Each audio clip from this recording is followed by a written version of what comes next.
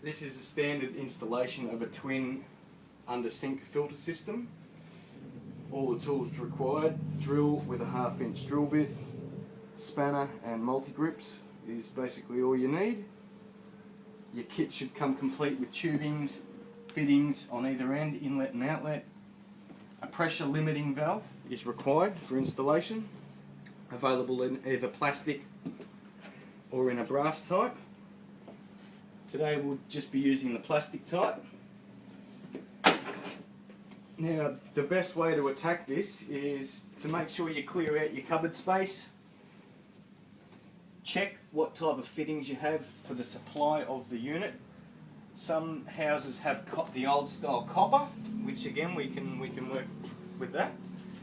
But mainly they have braided lines. 2 hoses like this that are braided that feed the mixer tap on the kitchen sink, hot and cold. Now all you need to do is turn off the cold water supply. I like to turn off the hot just in case someone bumps the tap and turns it on. Depressurise the tap or the lines by opening up the valve on the mixer. Now you're ready to do the install.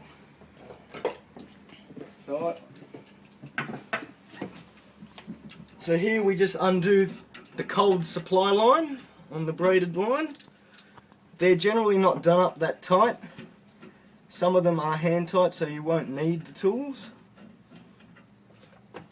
Just like that. You'll end up with a female thread on one end and a male thread on the other. Now in the kit you have this T-piece. Now in some cases you won't be able to screw that on because the ball valve will get in the way. So what you have to do is undo all that. Like so.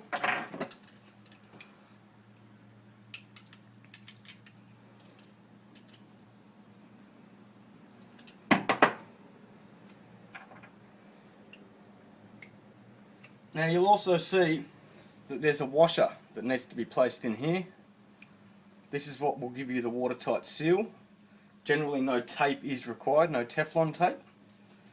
So what we do now is we just screw this on top till it gets finger tight. It's now finger tight. We then just nip it up.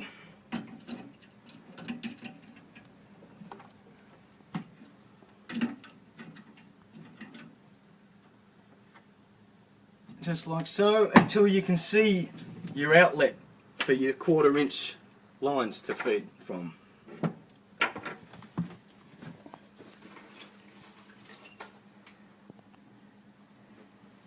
We then get the Teflon tape again and we just tape up the fitting that we're going to screw into the T-piece, or the easy fit as they call it.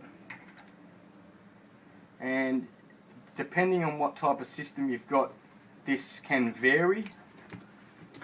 This just screws into the T-piece like so. And your ball valve on the other side.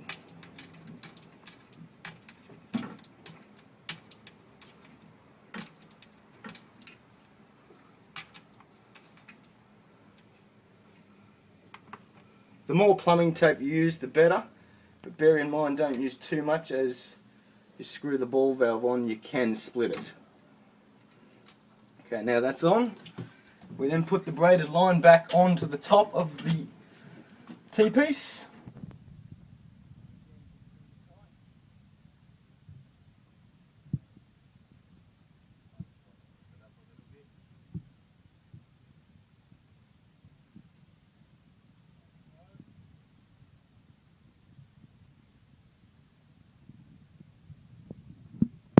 Just remove the blue clip as well from the fitting where the tube goes in.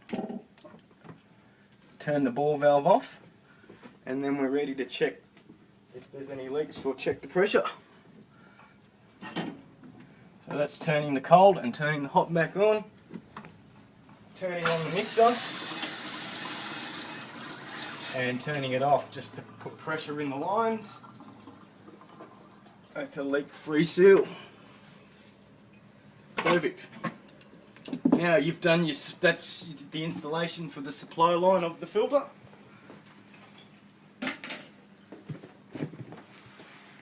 always keep a towel or a towelette handy just to wipe down the cupboard, because as you undo all the lines, water does drip a little bit. Okay, we then get the pressure limiting valve. You should have 2 bits of tube or one piece at 2 or 3 meters. The way this tubing works, you need to ensure the end is clean cut, either with a very sharp kitchen knife or a razor blade. You push the tube in till it stops and pull back. And that's where the blue clip goes when you pull back. That will provide a leak-free seal and will withstand up to 120 psi. Cut a little bit of tube there, make sure it's clean cut. I then place that into the ball valve that we just fitted, and again pushing it all the way in, pulling back, and blue clip. That's your pressure limiting valve ready to go. We then grab the water filter system, ensuring that the inlet and outlet are on the right side, and we make sure that we feed the pressure limiting valve into the inlet of the water filter system. Removing the blue clip.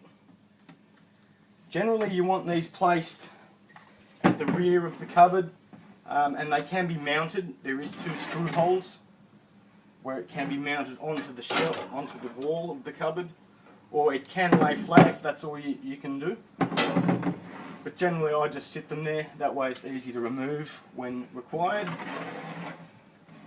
So we then get a bit of the tube. Again, make sure it's clean cut, no burrs, no markings, no scoring, and you just push in till it stops again, pull back, blue clip. Blue or red clips, they come in a variety of colours.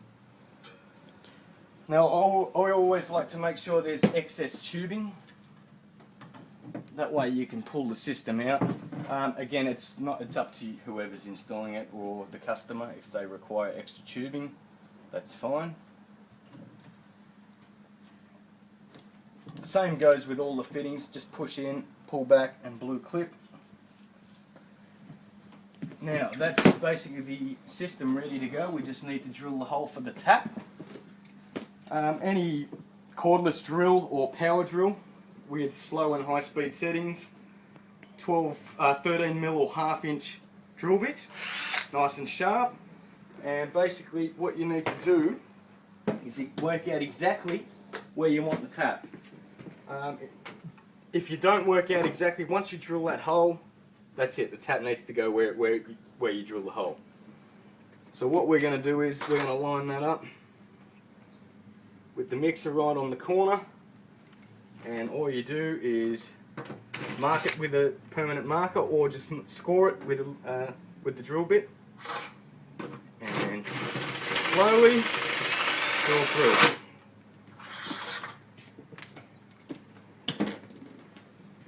Now the hole's ready to go. All the taps on water filter systems have the same thread and require the same hole, which is 13mm, and all the fittings are the same as well. Now you've got a choice here. You can either have the tap flush for that minimalist look, or you can have the plate, which requires that black rubber just to make it a leak-free seal, like so. So 2 choices. If you don't like the look of that plate, have it without it, as there is a rubber under there that will seal, like so. You can either have this at the front or on the side, depending on how you'd like to open up the valve. You can also have it at the back if you like. Generally I put it at the front, and that way the spout can swivel any way you want. So you leave that there.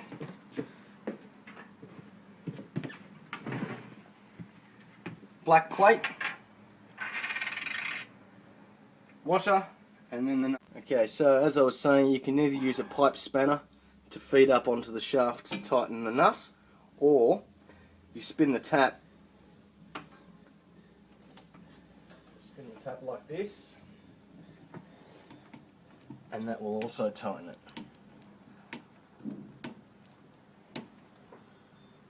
Just bear in mind, don't put too much pressure on that valve there. Now that's all ready to go. Okay. Now generally most systems will come with a John Guest fitting that will screw straight onto the bottom of the tap. No plumbing tape required, as there's an inbuilt olive as such. So let's screw that onto the bottom and just finger tight then hand tight, and that will be sealed. You then cut the required length of tubing, allowing a little bit of excess. And again, making sure that's clean cut, deburred. Push it in, pull back, and blue clip. And likewise up here. Push it in till it stops, pull back, blue clip. Now I'll also show you, if you don't have this fitting, what to do now.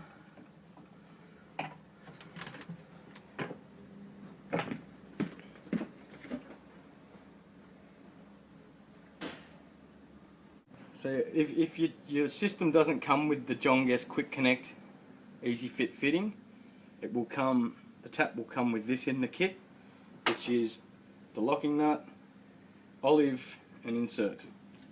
And the way this works, put the nut on first, then the olive, and push the insert into the tube.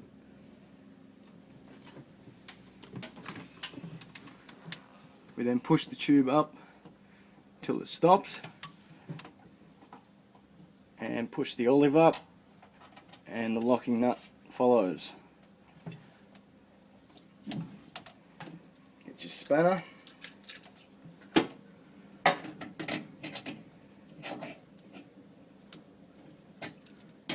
just like that.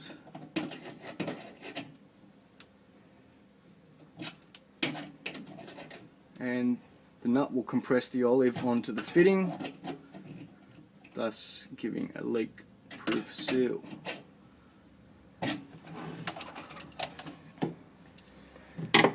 Now I tend to open up the faucet, and we can now turn the system on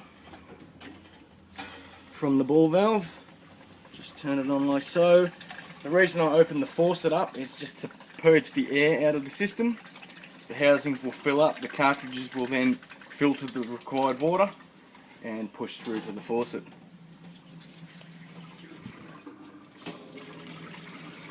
The system's now ready to go. I turn off the tap and have a look under there just to double check for any leaks. The system's looking good. And again, you can always mount that onto the wall and screw it on. But in this case we'll just let it sit there. I like to flush about 5 to 10 litres of water through the system, and it may be airy depending on what type of system you're installing. It may be airy for the first 24 hours, which is just white air bubbles in the water.